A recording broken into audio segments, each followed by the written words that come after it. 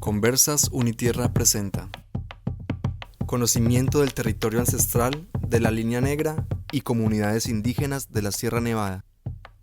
Muy feliz tardes de estar aquí en el Pabellón de las Ramas, en Manizales, en la galería, compartiendo estos conocimientos del territorio ancestral de la Línea Negra, de las comunidades indígenas de la Sierra Nevada, mal llamada Santa Marta, Gonabinduan Cogian, Chundua Cenicun y así otros nombres originarios que hay allí también en esta geografía hermosa que es la Sierra Nevada. Esta presentación es sobre todo para desatar un poco la palabra, para que conversemos sobre las situaciones que hay en la Sierra Nevada y en este caso relacionadas con el desarrollo, esa palabra, ese concepto que justifica mucha destrucción en este planeta y que justifica todo un sistema que hoy nos tiene en crisis ambiental y civilizatoria. Entonces, este conversatorio es acerca de la pesadilla del desarrollo en la Sierra Nevada, defensa del territorio ancestral de la Línea Negra. Es en paralelo y viene a ser como un acompañamiento a un conversatorio que tuvimos en el Teatro El Escondite la semana pasada. Y ahí digamos que hablamos de varias cosas, también se compartieron, y esto que les voy a conversar está dedicado a todos los líderes y lideresas sociales, en este caso a todos quienes han defendido la Sierra Nevada como corazón del mundo, y en específico al excabildo gobernador Luis Napoleón Torres, al exsecretario Ángel María Torres y al comisario de Joan Oswego Chaparro.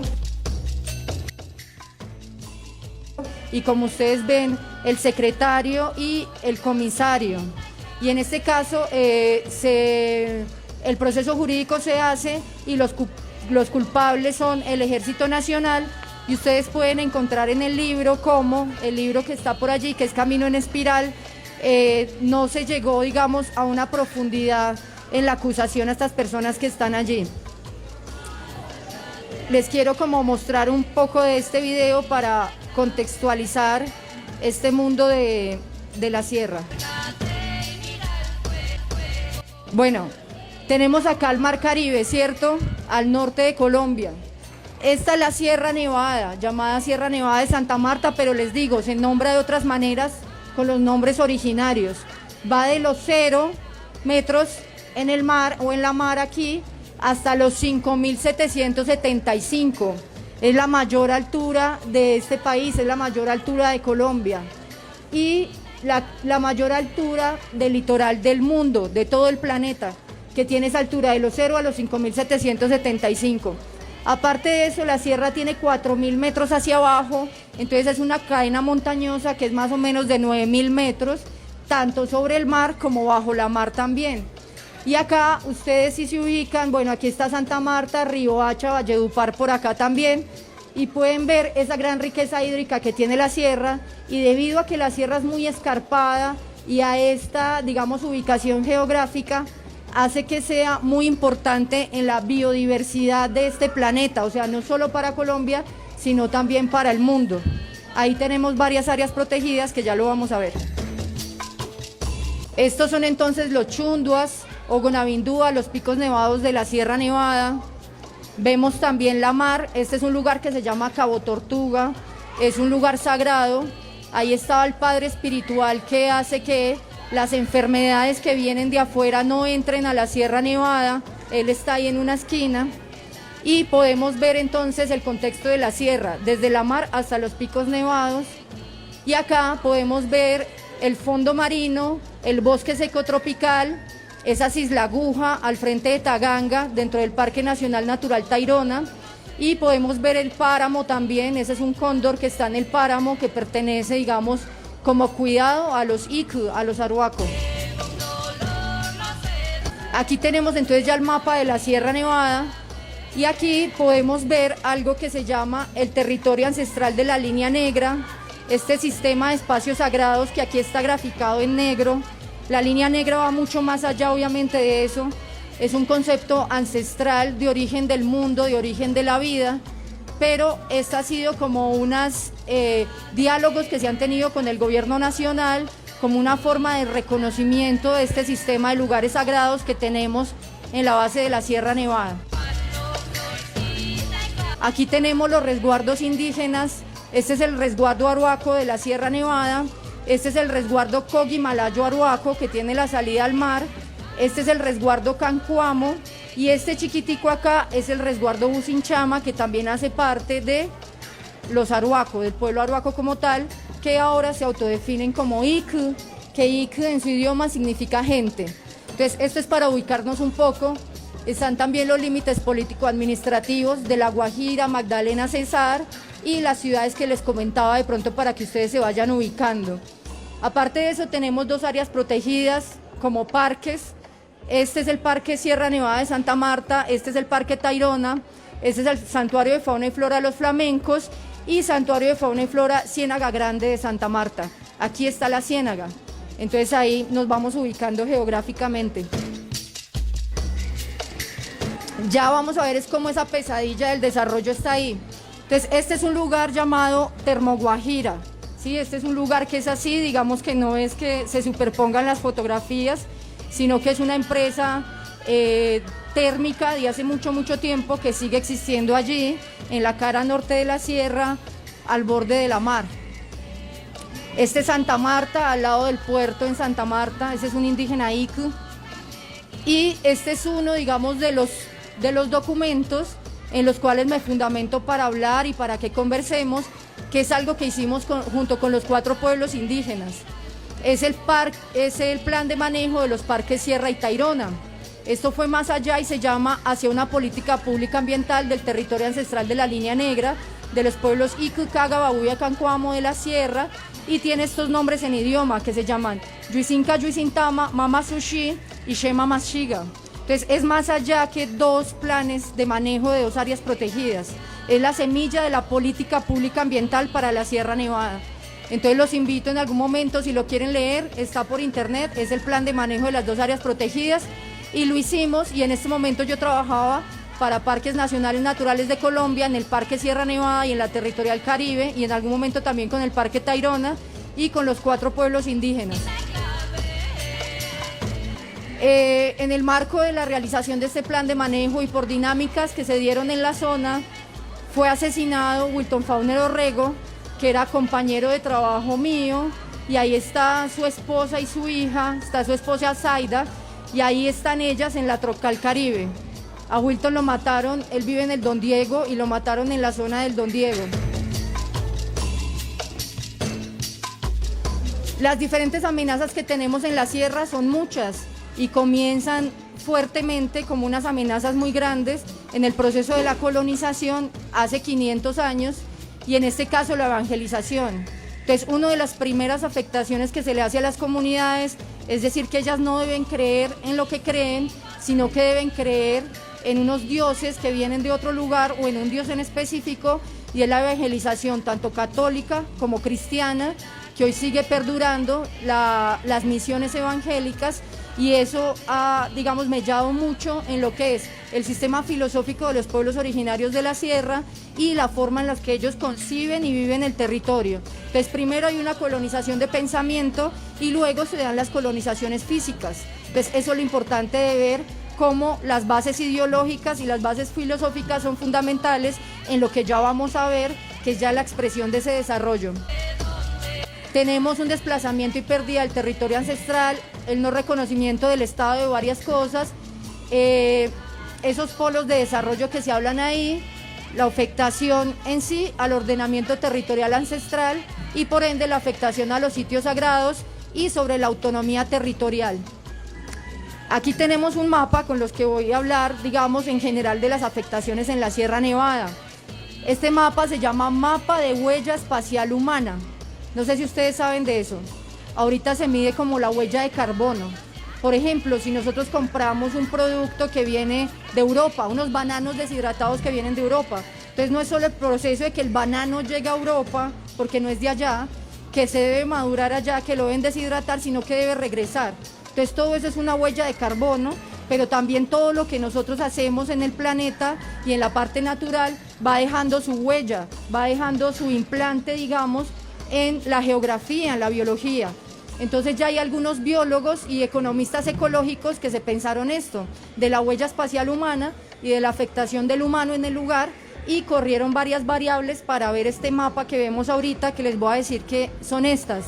Uno es el tipo del uso del suelo, cómo se usa el suelo, la otra es la densidad poblacional, cuántas personas hay allí, la otra es la distancia de vías, centros poblados y drenajes, otra es el índice de fragmentación de los ecosistemas a partir de las coberturas naturales, la otra es la fertilidad del suelo, la pendiente, la distancia entre otros cultivos y minería, y por ejemplo el número de especies, cómo eso ha venido bajando con la presencia humana y la presencia de los megaproyectos. Entonces podemos ver en rojo los mayores impactos que serían las ciudades. Aquí está Valledupar, aquí está Riohacha y aquí está Santa Marta, ¿sí? Antes del Parque Tayrona. Vemos todos estos rojos, y esos rojos ¿qué son? Por ejemplo, en esta zona es la zona bananera, entonces es una zona de monocultivos. En esa zona el banano es sembrado con químicos y se chupa esa agua que viene de la sierra y no deja que haya una relación con la ciénaga. Entonces en este momento hay desecamiento de la ciénaga debido al monocultivo de banano que hay en la base. Entonces tenemos monocultivo de banano, tenemos monocultivo de teca también, tenemos ganadería extensiva, tenemos, acá también hay bananeras, ¿sí? Tenemos minería a gran escala, como es el caso acá que vamos a ver después, que es el caso del Cerrejón, que es la mina de cielo abierto más grande que hay en el planeta y está acá en Colombia, en el norte, y hace parte de los lugares sagrados de Línea Negra. Y vemos diferentes formas de extracción, que aquí digamos falta evidenciar una que es muy fuerte, que es el turismo. El turismo se le ha llamado, según la alerta de Defensoría, el oro verde, ¿sí? En este sector, como les comentaba hace un momento, con el caso de Wilton Fauner Orrego, podemos ver cómo esto está acompañado de un fuerte conflicto armado, hay fuerte presencia de grupos paramilitares y allí también hay toda una defensa a estos grandes megaproyectos por parte de estos grupos, pero también está el turismo. Entonces ese oro verde es el segundo renglón de la economía, después del narcotráfico para estos grupos viene a ser el turismo. Entonces el turismo en la Sierra Nevada no es una estrategia de conservación, el turismo de la Sierra Nevada es para la extracción y para la explotación y de las mismas culturas y de su mismo pensamiento y filosofía. Ese turismo de manera ilegal sube al Parque Sierra, porque en el Parque Sierra no es legal el turismo ni para los pueblos indígenas, desde las organizaciones y desde lo que ellos han pensado, suben hacia acá y el único punto que se permite de manera legal es Ciudad Perdida y también es por algo histórico, no porque sea un lugar donde se debe ir a visitar de esa manera ni se debe hacer turismo. Lo mismo pasa en la base. Entonces hoy de las mayores amenazas junto con esa evangelización que hablábamos es la misma evangelización del turismo, porque el turismo lleva dinero, lleva plata y eso va cambiando la conciencia de la gente y va cambiando su forma de vivir. Entonces ahí faltaría esa afectación, digamos, por mapear. Este es el caso del Cerrejón, si algo ahorita les muestro un poco más, pero quiero que vean este mapa. Este mapa es el mapa de títulos y solicitudes mineras del Caribe colombiano. Entonces acá podemos ver la Mojana, por ejemplo, que es un cuerpo de agua inmenso y que es donde el río Magdalena desemboca finalmente en la mar. Este es el río Magdalena, desemboca en Bocas de Ceniza, al lado de Barranquilla, pero pasa por este ecosistema que es la Mojana, que es un ecosistema grande de manglares, y ahí podemos ver esos títulos de exploración y explotación minera. Entonces de exploración vienen en amarillo y de explotación en rojo. Podemos ver la Sierra Nevada que les mostré ahorita, este es el Cerrejón, por ejemplo, y este es otro tipo de minería como extracción de materiales para construcción, carbón, oro y otro tipo, digamos, de minerales que salen de allí. Este es el mapa de Colombia en términos de exploración y explotación minera de la zona norte. Aquí podemos ver cómo en el año 2003 a 2017 crecen exponencialmente estos títulos y solicitudes mineras en algo que se llamó la piñata minera del gobierno de Álvaro Uribe Vélez, y cómo se entrega el país a la exploración y explotación minera sin ver ni siquiera qué comunidades viven allí. Entonces se hacen los mapas de exploración sin mirar, y las comunidades quienes no van a defender su territorio, lo más probable es que surja allí una mina o esté allí una mina, porque en esta piñata minera hay cascos urbanos de pueblos que están sobre explotación minera. Entonces vemos lo grave de la situación y vemos aquí en la Sierra Nevada, por ejemplo, cómo se pega con el Parque Sierra. Entonces, la única figura que protege en Colombia de la minería es Parque Nacional Natural, ¿sí? Como zona de conservación y protección, y asimismo los santuarios en este caso, pero no así los resguardos indígenas. Entonces, estos títulos de extracción se meten dentro de los resguardos indígenas, lo mismo las solicitudes mineras, y esa es una de las grandes luchas que tienen hoy los pueblos de la sierra para seguir viviendo y permaneciendo como pueblos. Ese es entonces el caso de la sierra, como les decía. Aquí ustedes pueden ver el Parque Nacional Natural, el resguardo, y cómo hay solicitudes mineras dentro del resguardo, y cómo ya hay extracciones con títulos de explotación en toda esta zona, incluyendo los sistemas de espacios sagrados de la Línea Negra. Este es el mapa de la Agencia Nacional de Hidrocarburos. Entonces, en la mar es igual, la mar está lleno de solicitudes y títulos, digamos, para extracción. Ahí están las áreas en exploración que están en lila, las áreas en producción, que es la que está en rojo, y así, digamos, otras clasificaciones que tiene la Agencia Nacional de Hidrocarburos. El caso de 3 megaproyectos grandes en la Sierra Nevada. Uno es el Puerto Brisa S.A., que fue construido encima de un lugar sagrado, mejor dicho, destruyeron el lugar sagrado, el Cerro Jucuba, para pasar por ahí la pista, digamos la vía, que va a dar acceso a la mar o al revés, en el caso del Puerto Brisa S.A., que ya se construyó. La otra es la represa Ranchería, sobre el río Ranchería, y la otra es la represa Besotes, que la quieren construir, en este caso esta sigue en debate, y la represa Ranchería ya se construyó, su primera fase. Esta es como la gran cantidad de municipios en los que tienen dividido el ordenamiento territorial de la Sierra Nevada, lo cual es una afectación muy grande, porque ellos tienen una propuesta de ordenamiento, siempre la han tenido desde el origen, pero no se respeta, y cada gobernador, cada alcaldía monta unos planes de desarrollo, unos planes de hacia dónde debe ir la sierra según ellos, y las zonas que no son resguardo deben ser regidas por estos planes de desarrollo, porque dentro de los resguardos están los planes de vida, ¿sí? Que ahí ellos tienen cierta autonomía, pero hacia afuera no, están los planes de desarrollo de los departamentos y de los municipios, y ahí está toda esa mirada de la extracción socioeconómica, tanto minera como monocultivos, como turismo, y bueno, los otros fenómenos que vimos ahora. Entonces ellos dicen, el occidental, digamos el hermanito menor, mira todo en baldosa, es como si fueran baldosas, y así se mira la Sierra Nevada, mientras que dentro de los pueblos indígenas se mira como una gran red, como una telaraña de lugares sagrados, de focos de vida, pero no así, como se ve acá partido, de una manera arbitraria y de una manera, digamos, que se enfoca a este tipo de desarrollo.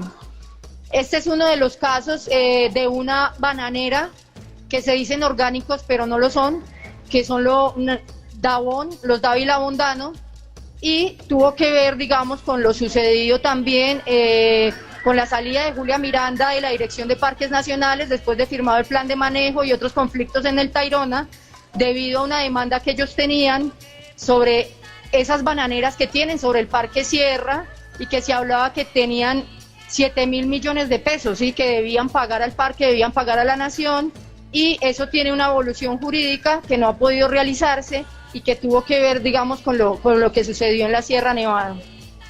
Este es un pedazo de la serie Matarife, que creo que es muy importante verla para comprender muchas cosas que han sucedido en este país.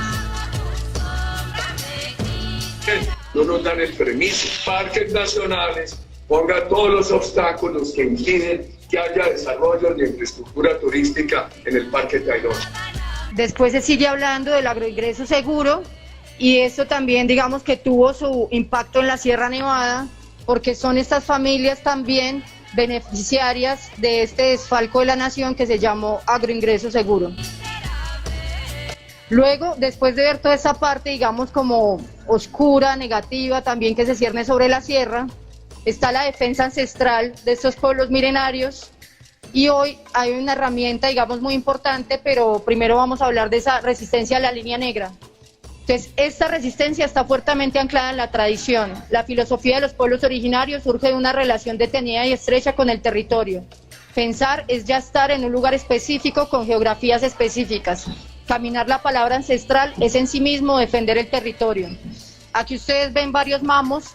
El mamo de arriba es el mamo Jate José Gabriel Alimacu, está el Mamo Félix, también Arhuaco Ic, está el Mamo Shibulata, al fondo está Toño Colorado, está el hijo del Mamo Shibulata, abajo está el Mamo Huiva Ramón Gil, y aquí a la izquierda ustedes pueden ver el grupo de cancuamos que pertenece a la parte de defensa territorial, que ellos están en un proceso de recordar sus tradiciones, recordar qué es esto de ser cancuamo, porque en la Sierra Nevada hay 4 pueblos originarios, están los Cogi o Cágaba, están los Icu o Arhuaco, están los Huiwa o cancuamos, y los cancuamos debido a procesos de colonización han sido muy campesinizados, perdieron su idioma y hoy lo quieren recuperar. Hoy están recuperando los yoburus, están recuperando las mochilas también y están recuperando todas esas historias y cantos ancestrales para defender la sierra, porque la sierra es una mesa de 4 patas, que ellos dicen, si no estuviera la tercera pata cancuama, nos caeríamos. Entonces están recuperando, digamos, a los cancuamos en términos ancestrales. Como una forma de que el Estado colombiano comprenda esta otra forma de ver el territorio, el ordenamiento territorial ancestral de los pueblos de la sierra, una serie de mamos y autoridades fueron en 1972 a la Casa de Nariño, a Bogotá, y gestionaron esto que se llamó la resolución número 02 del 4 de enero de 1973, y es la primera resolución que reconoce en Colombia el territorio indígena sagrado de una comunidad indígena de este país. Entonces aquí se reconoce la línea negra y la reconocen como una serie de línea, y dice como teológica, que tienen los pueblos de la sierra, y se empieza a dar reconocimiento a un ordenamiento territorial diferente al occidental. Luego en el 95 se le ha pedido a los indígenas que vayan hablando, bueno, qué lugares son, y ellos ahí nos hablan de 54 puntos de línea negra, y posteriormente el último es un decreto, que es el decreto 1500 del 6 de agosto del 2018, un día antes de que saliera Juan Manuel Santos de la presidencia, y se reconoce el territorio ancestral de los pueblos Arhuaco, Cogibu y Cancuamo, expresado en el sistema de espacios sagrados de la línea negra, como ámbito tradicional de especial protección, valor espiritual, cultural y ambiental, conforme con los principios y fundamentos de la ley de origen. En este decreto, ellos hablan de 347 puntos de línea negra y 348 es la línea marina, que va por la cota 200. En este decreto ellos expresaron cuáles son los padres y madres espirituales que están en cada uno de los lugares sagrados y cuáles son, digamos, esas funciones ancestrales que estos lugares tienen. Y estos lugares, ¿qué son? Por ejemplo, son manglares, son lugares donde hay árboles muy antiguos, son lugares donde hay rocas muy especiales que eran mamos antes de la llegada de la luz, son lagunas, por ejemplo, son cerros, y todo esto hace parte de los lugares sagrados, que significa la base de la vida, la potencia de la vida. Ahí está el tejido de la vida, lo que llaman, si ustedes han leído a Frito Capra, esa trama de la vida, ¿no? O esa ecología, esas ciencias ecológicas. Entonces ellos hablan de ese sistema de lugares sagrados y lo han hecho ancestralmente. Apenas ahorita la biología contemporánea está despertando a eso, o la ecología, a decir estas redes de ecosistemas, cómo lo que yo le hago a la base también influye arriba, y cómo lo que yo hago arriba influye también abajo. Entonces este sistema de lugares sagrados se expresó sobre todo los de la base, porque hay lugares sagrados en toda la línea negra, pero como una forma de defender el territorio ancestral de las amenazas del desarrollo que expone el hermano menor. Este es el caso. Entonces ya hay otro texto, este texto lo sacaron los Huiwa en el marco del Centro Nacional de Memoria Histórica, que es la relación que hay entre conflicto armado y megaproyectos, como les decía en un principio, y aquí podemos ver la capa de títulos y solicitudes mineras de nuevo, pero acá se hace más énfasis en el Cerrejón, y algo que yo quería que ustedes vieran, que es el río Ranchería.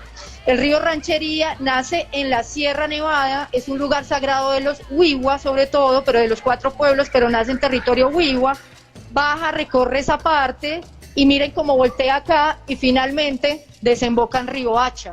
Ese es el río Ranchería, y miren la forma como poco convencional que tiene ese río, ¿no? De su curso. Aquí está la represa El Cercado, que les hablé ahorita, que es la represa del Ranchería, y aquí está este gran megaproyecto que se llama el Cerrejón. Ese Cerrejón quiere expandirse por estas zonas y quiere expandirse a estas zonas negras. En estas zonas negras ustedes ven, si tuviera una mejor resolución esto, por acá pasa el río. Entonces lo que ellos quieren es desviar el río, aquí se ve el desvío del río, y hacer este ferrocarril que ustedes ven acá y seguir extrayendo y explotando estas zonas que hay acá. Entonces es la ampliación del Cerrejón. Estos puntos del río Ranchería están llenos de lugares sagrados y están reconocidos en el decreto 1500 que vimos ahorita del 2018. Entonces, debido a esto, una firma de abogados contratada por el Cerrejón demanda el decreto 1500 de Línea Negra, y en este momento el decreto se encuentra demandado, y por eso dice el presidente Duque que no ha aplicado nada de ese decreto, a sabiendas que el decreto todavía no es que se haya, digamos, no es que no sea viable, sino que simplemente está demandado, ¿no? Pero su proceso jurídico debe seguir. Entonces, está demandado ese decreto y ese ayuda a la protección de estos lugares sagrados que hay acá, y el Cerrejón lo ve como una gran amenaza, digamos, para su expansión.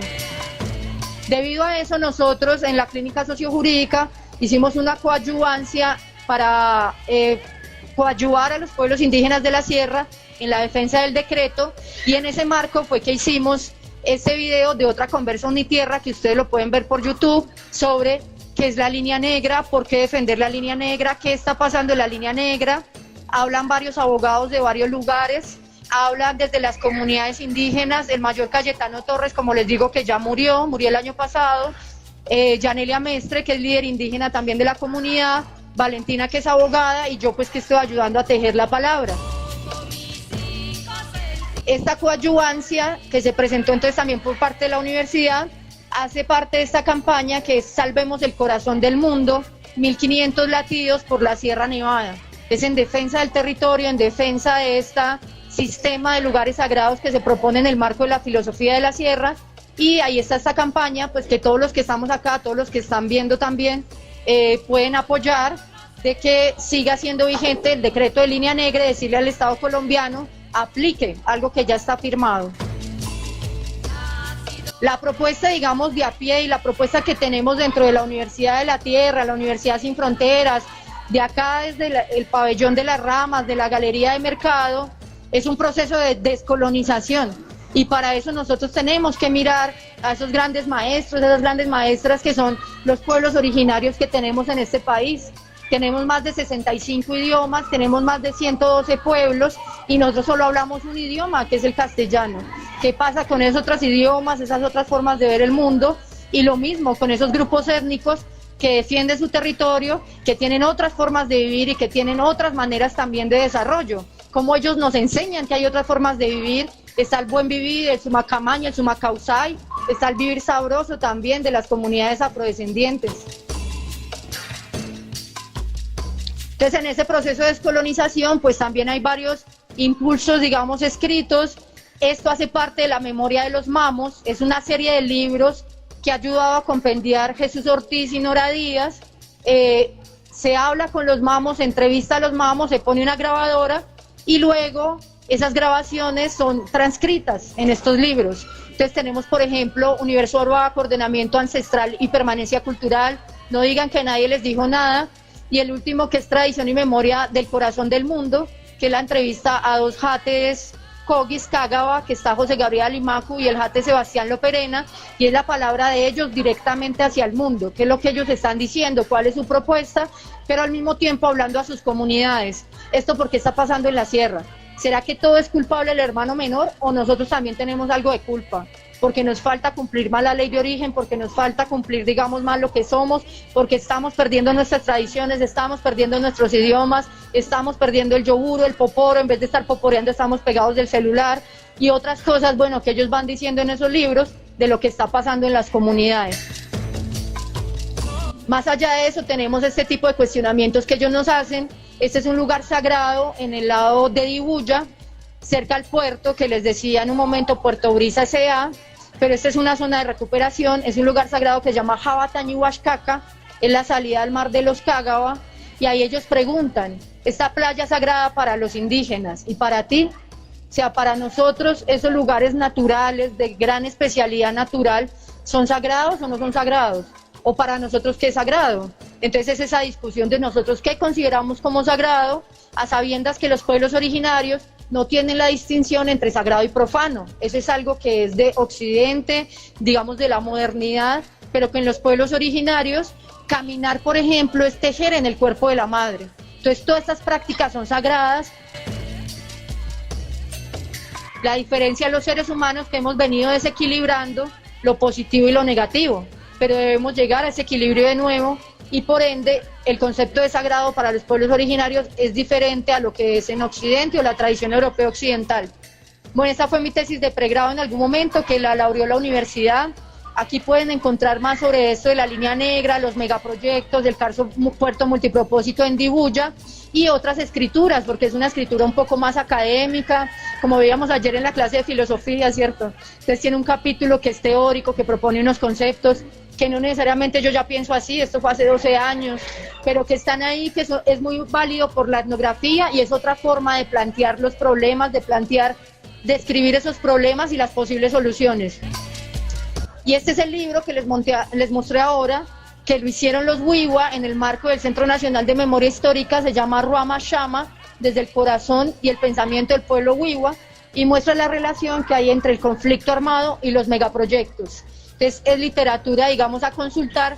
Hay otro libro que me faltó poner allí la carátula, que se llama Xicuácala, el crujido de la madre tierra. Ese lo sacan los Cágaba, las autoridades Cágaba, con base en mucha entrevista a los mamos, mucho conocimiento y pensamiento de los mamos, y ahí está la apuesta de los Kogi, de los Cágaba, está en ese libro, y la idea es conocerlo más, socializarlo más, hacer foros sobre Xicuácala, sobre el agua, sobre el cambio climático, pero que sean las comunidades de la sierra las que convoquen a esto, y no las personas de afuera, ¿sí? Para que ellos mismos digan, esta es la apuesta de nosotros, y ha sido así desde el origen, y esta es una salida a esa crisis ambiental y civilizatoria que nosotros tenemos. Entonces cada pueblo originario también tiene esas propuestas.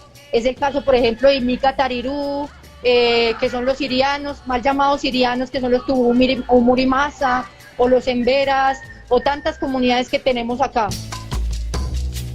Entonces, bueno, muchas gracias. Eso es como poner algunas cositas allí para conversar, algunos elementos. Abrimos las palabras entonces para dar paso a la conversa de hoy. Bueno, Nata, muchas gracias. Yo quería hacer una pregunta frente a los mapas de ahí del territorio. Ahí, ¿me escuchan? Y es que dentro, no sé, me imagino que ese parque también tiene zonas amortiguadoras, ¿cierto? Entonces, ¿qué pasa con esas zonas amortiguadoras que están llenas de minería? O sea, ¿qué se está haciendo ahí, digamos, legalmente desde las zonas amortiguadoras del parque? Bueno, voy respondiendo la pregunta antes de que se animen y nos animemos a seguir conversando. Y es que los parques nacionales naturales en Colombia, como dice Steffi, tienen una zona amortiguadora, deben tenerla, pero ahí hay todas como unos recovecos jurídicos, como muchas cosas. Entonces, una cosa es zona amortiguadora, otra cosa es zona con función amortiguadora, y el Ministerio de Ambiente se comprometió en sacar esa normatividad. Ahí el parque hizo un esfuerzo por decir, esta es la zona amortiguadora, pero mientras no exista esa normatividad general, no es claro, digamos, cuáles son las restricciones y las prohibiciones allí. Lo que sí existe es una zona con función amortiguadora, que es diferente. Entonces lo que ellos hicieron fue demarcar una zona que llaman en inglés buffer o una área buffer, que aquí en la sierra también hay una propuesta, digamos, de zona amortiguadora, que aquí no tengo el mapa, pero sí está en el plan de manejo. Y esa zona con función amortiguadora tiene la función de coordinar con las diferentes autoridades ambientales la protección de los territorios.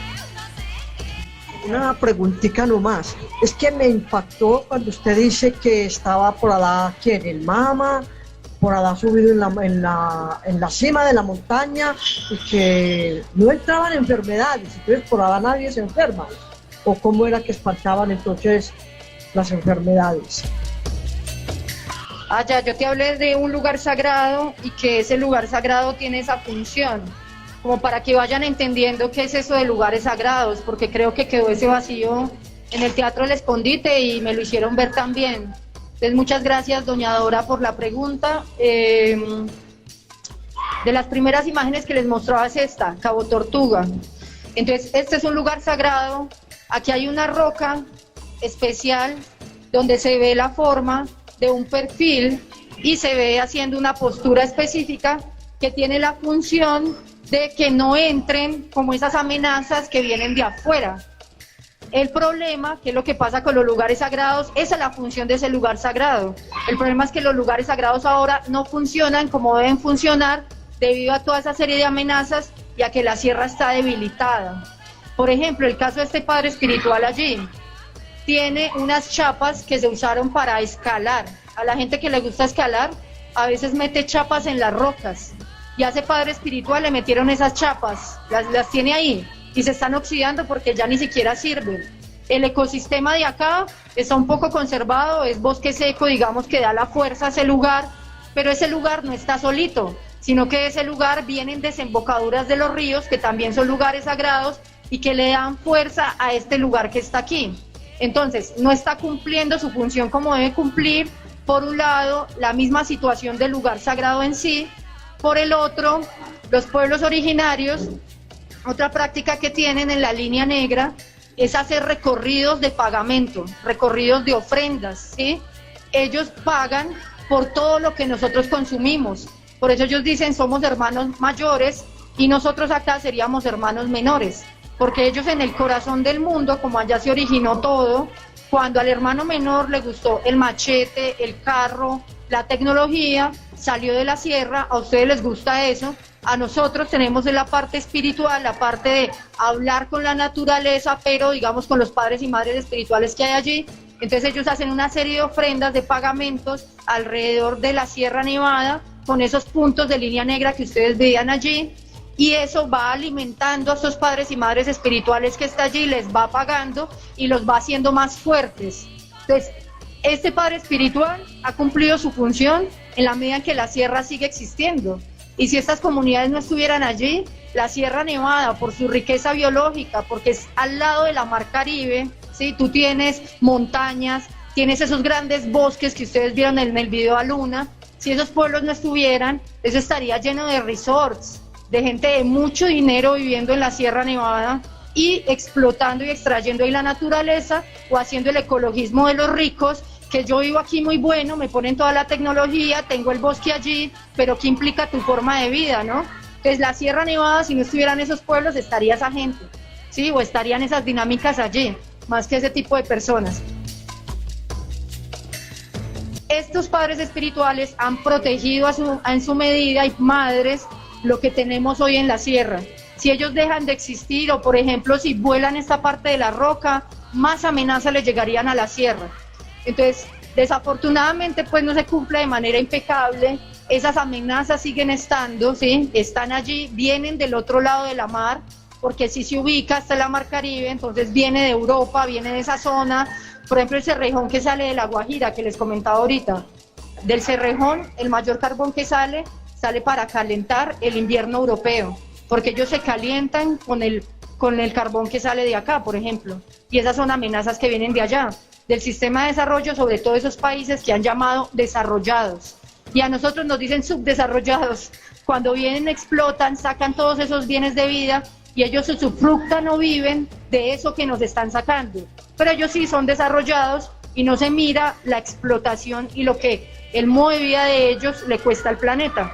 Entonces hay que mirar todo eso que está sucediendo ahí, y la fuerza es eso, es hacer este tipo de cosas para que haya más salud de esos ecosistemas, de esos lugares sagrados, de esos padres y madres, para que puedan cumplir su función, y lo mismo los mamos puedan hacer los recorridos que deben hacer para llevar el material de sus comunidades, porque todas las comunidades hacen el aburu, el pagamento para llevar a determinados lugares y alimentar a estos padres y madres que están en los territorios. No, la pregunta mía va básicamente en cómo traducir desde el pensamiento y desde el lenguaje de ellos, y si hay unicidad o no, sobre lo que se traduce como línea negra. O sea, ¿qué es la línea? Porque nosotros tenemos una información y un aprendizaje que es una línea, ¿sí? Nos lo enseñaron pues por allá en matemáticas, en geografía, incluso en la primaria, pero y también lo negro, ¿sí? ¿Qué es lo negro? ¿Cómo es esa traducción desde ese lenguaje? Porque digamos aquí en el mundo nuestro se ha entendido este tema de la línea negra y bueno, y se hacen los límites, unos límites, ¿cierto? Pero ¿qué es lo negro de ese límite y qué es lo lineal de ese límite? Bueno, gracias por la pregunta, gracias Jorge. Nosotros en la Universidad del Magdalena orientamos un curso sobre esto, junto con Yanelia Mestre. Se llama Territorio Ancestral de la Línea Negra, Comprensiones, Tensiones y Transiciones. Ahí explicábamos un poco para dar cuenta de qué puede ser esto de la línea negra. Realmente, como les decía, esta es una traducción al castellano primero. En la palabra de los mamos y ya el origen ancestral, que eso tiene narraciones de origen, es más cerca hablar a un hilo oscuro. Por ejemplo, en Kogian se dice She Abatzl, Abatzl es negro y She es hilo. Entonces es hilo negro o hilo oscuro. Entonces en el Gran Tejido, que es la Sierra Nevada, pues ese es el hilo oscuro. Ustedes pueden ver acá en las mochilas, es el mismo concepto del universo. Es en una espiral que va de abajo hacia arriba, así fue la creación, y este es el hilo que nosotros tenemos acá, y ese es el hilo que está en el territorio. Realmente la Sierra Nevada es Nuhuacalda, que es la gran casa, es la casa grande, ¿no? Lo que nosotros entendemos como la casa grande. Entonces la línea negra viene a evidenciar es como esos pivotes de las casas, como esos palos, esas estructuras de esa casa grande, que tiene que ver con el hilo oscuro, pero que es un hilo oscuro de mucho, digamos, del origen de antes de la llegada de la luz. Por eso lo negro, ¿no? La oscuridad. Entonces, por ejemplo, en la luna, cuando veíamos, y por eso me gusta poner esa primera parte del video, primero se dice, es el origen, la mar, Aluna, Anue, el pensamiento, ¿sí? Y desde ahí, esa es la madre, y a partir de la madre y los hijos e hijas de la madre, ya después nace la luz, que es como el mundo como lo conocemos, con luz, oscuridad, izquierda, derecha, arriba, abajo, pero en el principio era solo la oscuridad y la mar. Entonces ese hilo oscuro tiene que ver con eso, con el hilo de pensamiento de la vida, con el gran tejido de la madre, con el gran tejido, si queremos verlo desde la biología o desde otras cosas que se nos hacen cercanas, Gaia, ¿no? Entonces, bueno, un poco como para explicar un poco más allá qué puede ser esto del hilo oscuro o del Shiabatsu. Nata, aquí preguntarle como que nos amplíe más la concepción de lo que es la enfermedad, ¿cierto? Porque para Occidente es muy diferente lo que es una enfermedad a lo que es la enfermedad para los pueblos indígenas. Eso nos puede dar como una concepción más amplia y nos puede dar a entender cómo comprendemos esos lugares sagrados, ¿cierto? ¿Cuál es la enfermedad que no entra a los territorios? Bueno, en el proceso de salud y enfermedad, digamos que eso apenas lo dicen los académicos ahorita contemporáneos, pero eso ya lo habían dicho hace mucho tiempo los pueblos ancestrales, que es el cuerpo-territorio. Entonces la Sierra Nevada, por ejemplo, cuando está así parado, es masculino, y la cabeza son los picos nevados. Por eso los Arhuacos, los Icus llevan un tutusoma, que es el pico nevado, que llevan siempre ellos cuando están caminando. Los mamos, los mamas Kogi o Kagaba también tienen ese gorro que es blanco, y esos son los picos nevados. Entonces cuando la Sierra Nevada es hombre está así parado, y cuando es mujer está acostada, y los picos nevados son el corazón, y ahí están los senos, digamos, de la madre. Entonces los senos de la madre son los picos nevados, y a la vez es el corazón, es la cabeza de los hombres, en el caso del sistema cuerpo-territorio. Entonces todo lo que hacemos al territorio, nos hacemos a nosotros mismos. Ese es el sistema de salud y enfermedad en la sierra. Muchos nos enfermamos, es por eso. Cuando tú vas a consultar donde los mamos, ellos en la consulta tú vas diciendo qué comiste, qué hiciste, qué pensaste, qué soñaste. Entonces las consultas de los mamos son muy profundas, a veces de días en el caduco, en estar, digamos, reflexionando y en saber por qué se manifiesta una enfermedad en ti. Entonces de pronto tú afectaste un lugar sagrado, pues para el caso de la sierra, tocaste un objeto que no debías tocar, hiciste algo allí, y la enfermedad es en sí un desequilibrio entre lo positivo y lo negativo, ¿sí? Como esas fuerzas que hay en el cuerpo, esas fuerzas también biofísicas que están allí, también están en el planeta, están en la Tierra. Entonces ellos llegan a decir que el megaproyecto mismo, cuando uno ya habla tanto de eso como yo misma, me dicen, ¿dónde está eso en su cuerpo, Natalia? ¿Sí? O nosotros, ¿qué pasó en los cuerpos de nosotros? ¿Dónde está el Cerrejón? ¿Dónde está hidrosogamoso? ¿Cuál es el cáncer, por ejemplo? ¿O qué está pasando con el COVID? Entonces, por ejemplo, en el caso del COVID, ya se había dicho que le iban a cortar el oxígeno a mucha gente. Cuando tú ves eso y lo que pasó coincide totalmente o es causa-efecto de la devastación de la Amazonía. La Amazonía es el pulmón del mundo. Se bajaron hectáreas y hectáreas de bosque en la Amazonía, que es la respiración, y aparece el COVID, ¿sí? Entonces, esos procesos de salud y enfermedad, de lo positivo del equilibrio entre lo positivo y el negativo, y esa armonía, cuando tú desarmonizas eso, es cuando pasa la enfermedad. Entonces, ese es el concepto de las enfermedades. Y las enfermedades que vienen de afuera son enfermedades que no eran propias de la sierra. Por ejemplo, la sífilis, que dice que vino con los españoles, ¿no? Y otras enfermedades que vinieron allí, a pesar de que nacieron allí, son desorden de afuera, llegaron, y hay cosas que se le hacen muy difícil curar a la medicina tradicional. Entonces viene también la medicina occidental, y es un diagnóstico que se hace del cuerpo, de qué es lo que se necesita allí, y cuál es el proceso de salud enfermedad, pero sobre todo qué necesitas tú para armonizarte en la enfermedad y que se vaya. Y es un proceso, por ejemplo, de familia. Entonces no solo hacen el trabajo para el individuo, sino para la familia. Cuando piensa negativo, cuando piensa también más enfermedad, en muerte, ellos dicen buticino, en la sangre que es derramada, que no debe derramarse de esa forma, y eso es lo que va enfermando, no solo a la tierra, sino a los cuerpos que habitamos en esta tierra. Entonces hay esa relación entre salud y enfermedad. Ese proceso de reflexión en cada momento, de qué es lo que uno come, qué es lo que uno piensa, ponerle coda a la respiración mucho. Entonces, por ejemplo, cuando uno va a una reunión allá, una reunión con los ICU, cuando es de manera tradicional, primero uno va al caduco y se sienta en el lugar donde los mamos hacen, digamos, la medicina también, y lo que hacen es decirle a uno, bueno, ¿cómo estuvo el camino? Limpie el camino. Luego le dicen a uno, ¿qué desayunó? Limpie todo lo que desayunó. ¿Qué comió? Limpie todo lo que comió. ¿Qué estuvo pensando mientras llegó acá? Entonces va uno limpiando todo eso en pensamiento, ¿sí? Y va uno haciéndose consciente, sí, bueno, yo llegué de Santa Marta o llegué de Valledupar, aquí al Caduco, pasé por Fundación, pasé por Aracataca, subí por tal río, entonces voy limpiando. Luego entonces desayuné, ¿qué? No sé, arepas, otra cosa, lo que uno desayune, o allá es guineo, queso, entonces va uno limpiando.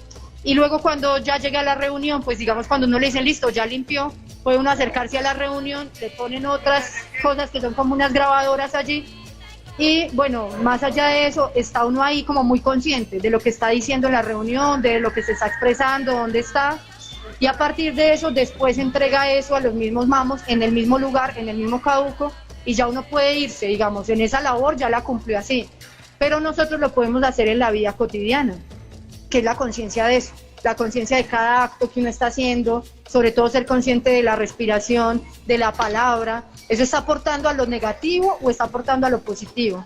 Yo estoy alimentando el negativo, alimentando el positivo. ¿Eso está equilibrado en mi vida o no? Porque como dicen los orientales, en esas fuerzas de yin y yang, ¿cierto? De lo caliente y lo frío, los dos tienen que estar, ¿sí? Como tenemos dos brazos, dos piernas, dos ojos, tienen que estar los dos. El problema es cuando se desequilibran. Cuando tienes mucho yin o cuando tienes mucho yang. Hola, tú ahorita hablabas sobre más de, no recuerdo, 65, 85 idiomas o lenguas que hay. La pregunta es, ¿nacional? ¿Y qué herramientas podemos utilizar nosotros para contribuir para que esos idiomas o esas lenguas no se pierdan? Entonces son 65 idiomas en este país, 68. ¿Y qué se puede hacer para que ellos sigan, digamos, esos idiomas sigan vivos, ¿no? Primero, pues es que sigan existiendo esos pueblos originarios, que son esos pueblos vivos, que hablan esos idiomas y esas filosofías. Entonces, digamos que está en ellos y ellas el hecho de que estos idiomas sigan existiendo de manera viva. Porque lo podemos aprender de afuera, ¿sí? Pero es un poco más artificial, porque esos idiomas están totalmente anclados al territorio. Por ejemplo, ayer estábamos en una clase de filosofía con un profe que es Kamshavilla. Sus apellidos son del territorio. Y por ejemplo, ellos tienen nombres de los ríos y nombres de lugares y los tienen en Kamchatka. Y cuando uno va a ver esos idiomas, está totalmente ligado a la geografía. Entonces, cuando aprendes un idioma y de pronto no vives allá, pues no lo entiendes a la profundidad que es. Hay comunidades que están de acuerdo, por ejemplo, con que otras personas aprendan los idiomas y hay comunidades que no. Ayer veíamos Cherán Keri, que es una comunidad en resistencia en México, y ellos dicen, nosotros no queremos enseñar el idioma a otras personas, nosotros lo tenemos vivo y hace parte de nuestra resistencia. En cambio hay otros pueblos como los Embera, que dice, sí, bueno, hay diccionarios Embera, aprendamos Embera, es una forma de respeto, digamos, frente a esos idiomas, a esas filosofías, es una forma de mantenerlos vivos. Buenas tardes, agradecer pues a Natalia la presencia y toda la sabiduría pues que comparte con nosotros.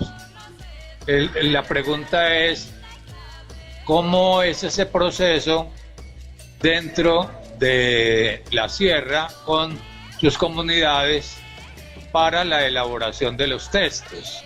Bueno, acá ya casi empiezan a cerrar el pabellón de las ramas, entonces te lo voy a decir como un poco corto, igual después ahorita lo podemos seguir conversando, pero primero hay que saber que la escritura fonética occidental como la conocemos es una herramienta muy fuerte de colonización, ¿sí? Y tanto ayer hablaba con gente de filosofía también, que muchas veces cuando hacen la diferencia entre filosofía y cosmovisión o cosmogonía, es entre idiomas ágrafos y escritos o entre eso de escribir o no el conocimiento, sí, de manera fonética. Ya es cuando viene el análisis posterior a una escritura, por ejemplo. Hay divisiones que se han hecho así, y ahí es cuando dicen civilizados e incivilizados. Entonces la escritura es primero una herramienta colonial muy fuerte, que como toda herramienta hay que saber para qué se usa. Por ejemplo, aquí están estos computadores, yo soy un computador, ese está lleno de litio y de todos los minerales que he venido a denunciar acá de la sierra, pero es una herramienta para denunciar cosas. La escritura es igual, está hecha a sangre de muchas personas, está hecha a fuerza de colonización, pero puede ser una herramienta que nos ayuda a hacer otras cosas. Entonces cada comunidad tiene esa autonomía, qué escribimos, qué no escribimos, hasta dónde escribimos. En este caso fueron consultas de los mamos que se hicieron estos escritos que son de los mismos mamos. Entonces cuando yo me encontré al Jate José Gabriel Alimacu me dijo, este es mi libro, y ya lo repartí, dejé unas cajas allí, unas cajas allá, porque lo están sintiendo como necesidad de que los jóvenes también allá pasan, ¿no? No están escuchando todo lo que deben escuchar, 9 noches, 9 días en un fogón, casi sin dormir, y ellos van escuchando las historias y se van durmiendo, ¿no? Pero aparte de eso, es hablar entre ellos y hablar otros temas también que tienen que ver con el hermano menor. Entonces ellos saben qué escriben y qué no escriben.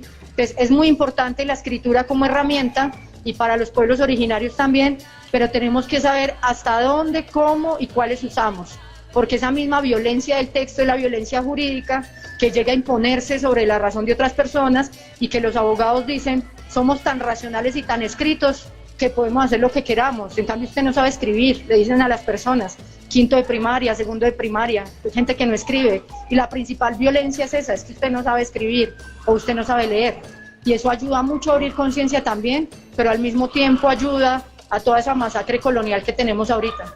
Entonces es ponerle cuidado a las herramientas y saber para qué se aplica, como le decía a doña Dora, estar siempre al acecho de lo que uno hace, de lo que uno come, cómo uno vive, y también de las herramientas que usa.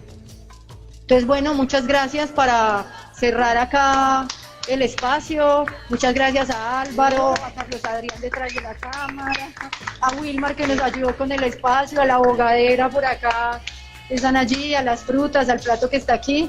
Y bueno, a la Unitierra por tener esa fuerza de estar aquí en el pabellón de las ramas y trayendo todo este conocimiento y pudiendo compartir con todos y todas. Muchas gracias, un abrazo y gracias por escuchar.